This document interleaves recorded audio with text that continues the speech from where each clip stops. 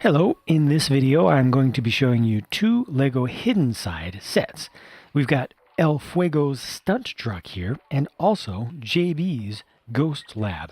I'll also be showing you the augmented reality app experience for each, but let's start with something a little bit more traditional and basic, just the physical product for JB's Ghost Lab. This is JB herself, the not necessarily mad scientist who's trying to use science to deal with the ghost infestation problem of the town of Newbury. Got that dual molded headgear piece, which has the goggles and the hair together. She has her own version of a smartphone, which is a printed 1x2 purple tile, and a fairly simple print, honestly, for the torso. She also has two facial expressions. I love this one just because it's so different from most LEGO faces that we get in general, ever. Jack is one of the two main recurring protagonists throughout the entire series. There are a couple different versions, different major versions of him so far, and obviously that's the figure on the left. On the right is the ghost dog, Spencer, who is helpful and not going around scaring anybody. I think that the Jack figure in general is done pretty well. Once again, dual molded headgear piece with the hood and the cap, and I expect to see that same piece or that same mold used again in the future with different colors. I think the design for the torso is pretty good, and he also has two faces. The last complete figure in the set is Mr. Elton, other name Diaz. He's the janitor at Newbury High School and obviously is also a mechanic, does a lot of work on his own, and you also get an alternate head for him and alternate hair for when he gets possessed by a ghost. Well, you can also use that for other figures if you want. It's not specific just to Mr. Elton here, who also has an alternate face, which is, intending to represent being scared of being possessed, but it could also be being scared of whatever JB has come up with. If he's going to kind of be used as a guinea pig, I would be worried. I'm just saying, that's not a terrible look right there. Interesting color, not the worst style. The Ghost Lab itself is not bad. It's not a full structure by any means, not even close, but I like it. I like its small details. It does rely pretty heavily on stickers. Some of the details that are most important definitely are stickers. I mean, you've got a panel over there with some controls. I really like this old analog readout over here. You can't really do anything with that down here. I mean, you could just pretend that you're doing something with it, but this relates to the app experience, and I'll show you that pretty soon here.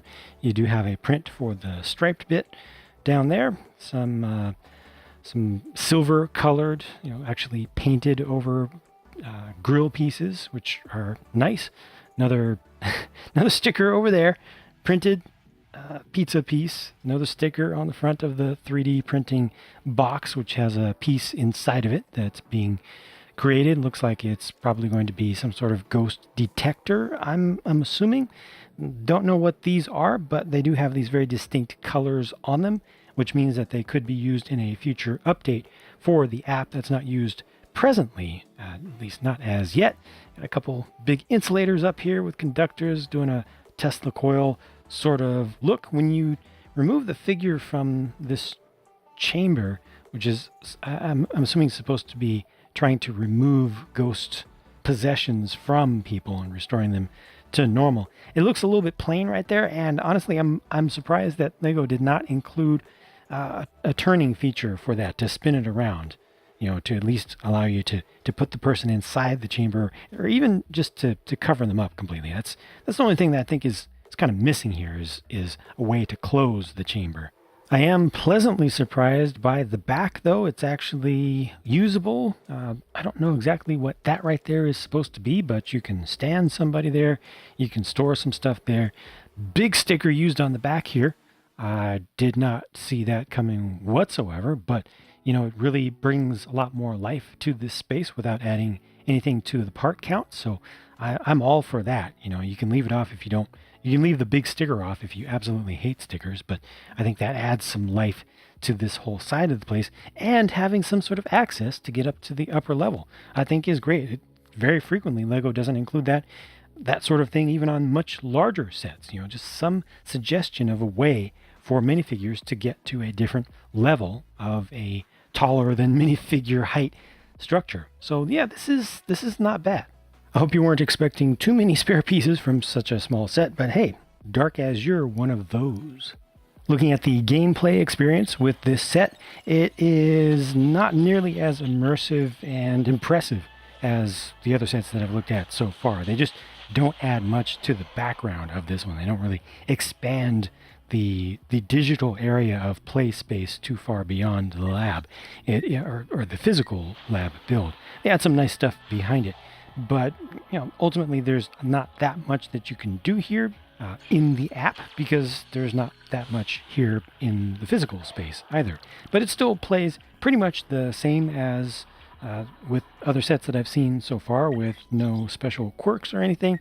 I actually personally do like how you choose the color on the color wheel. Just different sets do that in different ways, and I feel like it feels well integrated here in the physical real world to me personally. Ultimately, I feel like this set doesn't do a great job within the app of enticing you to get bigger sets, to have more of this AR experience. El Fuego's stunt truck, the truck itself, is smaller than I personally was expecting, but that may just be my own problem. But I do think that the fun value and play value that's presented here scales pretty well to the number of pieces. We'll see about monetary value later on. Jack on the left is everywhere in Hidden Side, and this is fully the other version of him with the hoodie over top, so the white torso, and also has a different head from the one that we just saw in JB's Ghost Lab. And on the right is El Fuego himself, who is obviously Mr. Elton. That's what the shirt showing up beneath his janitor uniform is all about. Has his El Fuego character kind of logo on it. Shows the target, and that is also on his printed helmet piece there, which would be nice if I actually focused on it. There we go. Yeah, that's kind of cool. Something a bit different and makes him stand out. And other than that, he just gets the cape, and the torso print is the same. Nice torso print on the back of this version of Jack as well. There's that, and of course, alternate faces, something looking scared. Again, something looking scared. This is the happy biker couple. On the left is Dwayne, on the right is Joey. They have the exact same prints for the hip and leg pieces, very different prints for the torsos though, but they are in the same motorcycle gang. Notice the emblem on either, roughly around the center. That is explained around the back. The hairs of Havoc. That is cool. They came up with that unique branding. This is interesting. There's a scared face for Dwayne, no scared face for Joey. So I guess she just doesn't show her fear. I think she does get scared just as well, but just doesn't show it. I'm not entirely happy with the print on the face for Dwayne there, on the back or on the front. It's worse on the back though. Also included are these ghost possession pieces for each with the different heads. You get the big beard for Dwayne, or Dwayne's possessed form, and also the ghost wings for Joey's possessed form. Very nice piece, slightly flexible so it won't break easily, translucent. And you also get the special piece for this set, which allows you to unlock a boss in the app, and that is a semi-realistic revolver in the spring green color. This set also comes with a Spencer ghost dog, but you've already seen one of these, and they all look pretty much identical, so let's move on. The Hairs of Havoc couple ride a chopper trike, and what I like most about this is that it's not super oversized like most of the fully built up custom motorcycles that Lego puts into sets. This is respectably scaled to minifigures. It's not too crazy, and I think it looks pretty cool. It looks like a proper motorcycle based one, not a VW trike kind of style. Does have some stickers on it, but I feel like those do contribute and are important. Also have that one printed console dial piece. And there's how that looks with a couple of possessed riders. So they have plenty of room off the back for the wings, so nothing gets in the way. Very easy to put the figures on, take them off. And like I said, scales decently well. Yeah, the bike is still oversized, but compared to what Lego usually does, this is pretty realistic. See, without looking too carefully, I kind of expected this truck to be super oversized like some of the things that we've seen from the Lego Movie 2 or Lego Batman movie, where they have minifig compatible large off-road vehicles that are just not anything close to minifig scaled. But this is closer to the range. It's an 8-stud wide build for the main body, but then the canopy or the cabin section of it is just 6 studs wide in the greenhouse. And yeah, it's just, I guess, more reasonably sized than I was expecting, which to me is actually a good thing. I like the proportions of this. The build was good and interesting and different. It actually has suspension, but to get access to that suspension, well, it's not there right now. There's no suspension action at all. I mean, I can kind of bend it from side to side, but there's no proper suspension action. To really access the suspension, you flip this back here down. Just watch. I'm going to flip this down, and it's kind of like a little trap. It's just holding. There you go. It's just holding on that axle pin right there, and then there's a single shock or spring going through the center, and now this is able to bump around. I'm assuming that the reveal of that lime green right there will be used in a future update to the app, where you'll need to look for that color somewhere on the truck. So that'll probably show a ghost on the app. It'll probably show a ghost coming up from underneath the bed. But overall, this is a pretty fun thing. I think that it's not too fanciful in its design. Actually, it's a little bit more believable, than I expected. You have the big ghost blaster thing back here. Don't call it a ghost buster. That's a completely different thing. Ghost blaster back here, and then this is for app integration. Probably something that would have been made in JB's lab. It just shows the different colors to allow you to switch between different modes. Again, I like the small details. Got a little detector over here on the side. It's kind of nice how it's built up. Not the scale that I like to use myself in like a Lego City or anything, but close enough, and I think that a lot of people will appreciate this.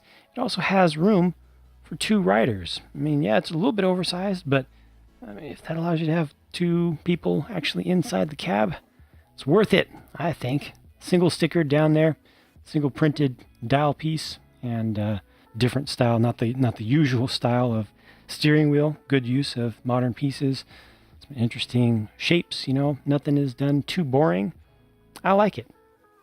There's nothing about this for me to complain about. If you don't like all this ghost hunting specific stuff, well, does that help? I think it helps a bit. This kind of looks like cargo back here, but all this is really integrated in to the back of the cab. So if you want to remove this, it's not as simple as just pulling it up, and it's fairly securely placed there. I guess you can take some of the stuff off the top, but yeah, you need to do some proper customization to turn this into a proper pickup. But just looking at the pickup part of it, it's pretty cool. Among the spare pieces for this set, we get an extra one of the new color of the revolver, so you can dual wield if you want. In the app game, this really expands out. I mean, the digital space that gets projected around this is pretty huge. And what's very different about this compared to any of the structure-based sets is that it's really designed to be turned around. It's very convenient to move the whole thing around, and the app does keep up pretty well with reorientation of it. You can really just see how much they project into the background.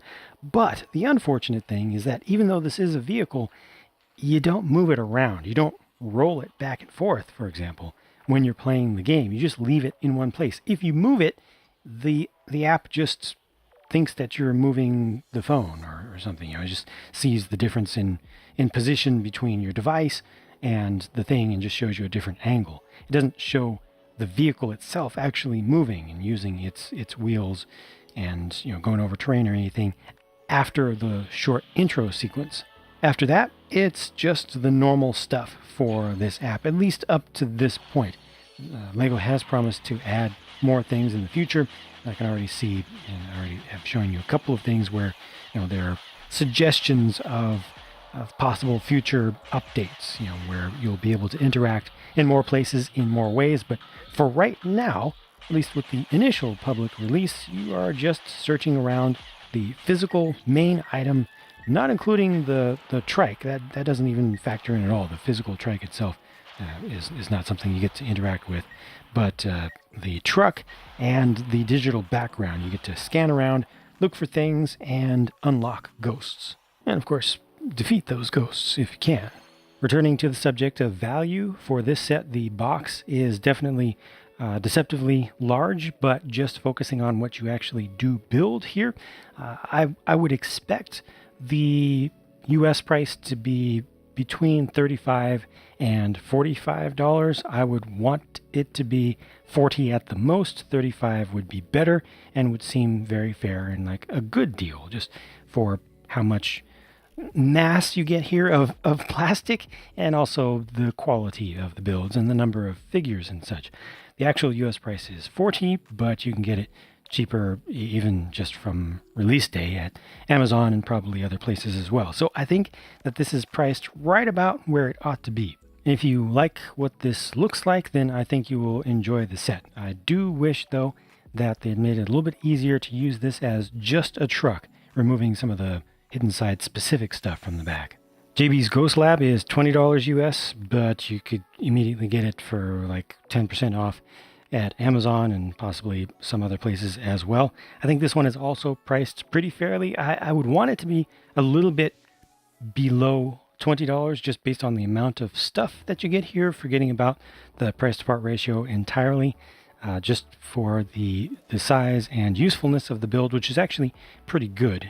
Being able to use it around the back, I think, is important there. But also the number of usable characters in it, I think, is valuable. Like I showed you, I think the app experience is not that good. And as a matter of fact, now that I look at it, this is not correct here. They're showing you this picture in the app, but you don't see the whole thing. You only see the outline of the build itself. Anything outside the boundaries of the main build does not appear on the app. So minifigures that you place into the scene don't show up on the screen.